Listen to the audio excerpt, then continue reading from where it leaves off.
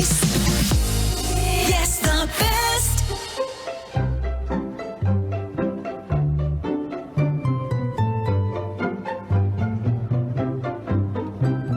Gandang gabi, Bibi. Kasama mo pa rin DJ B-Boy Bibo. At para sa ating BB Time ngayong gabi, ang pag-uusapan natin ay tungkol sa kaperahan.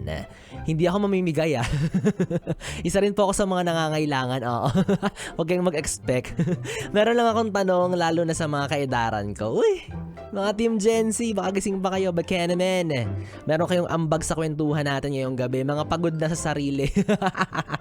Charot lang. Kami kasi usually, di ba, yung mga Team Gen Z or yung mga millennials, kami yung usually mga bago sa industriya, mga bagong salta sa kumpanya or di naman kaya yung mga kakatapos lang magmarcha.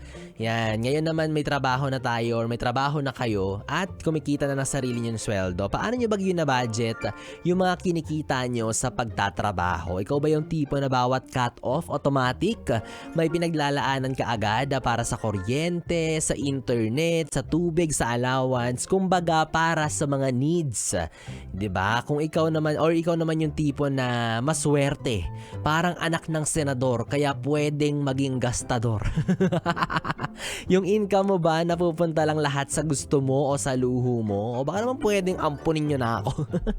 Patunay yan minsan na hindi talaga patas yung mundo no? 'Di ba? Yung kahit maging kuba ka, lumaki eyebags mo, maubusan ka ng dugo, mamutla ka, kakatrabaho, tila parang hindi pa rin sapat yung kinikita mo. Kaya taas kamay po sa mga nakakaranas ng petsa de peligro. Iced coffee now, maligamgam na tubig later.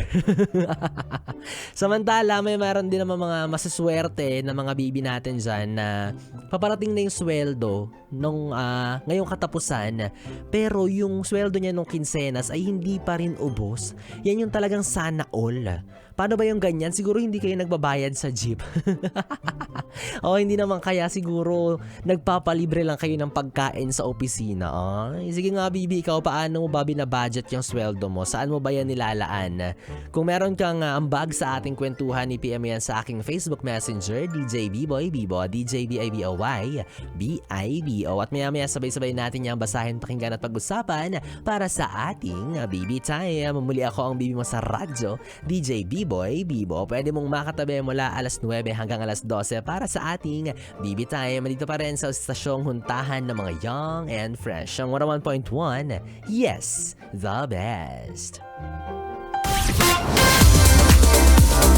Yes,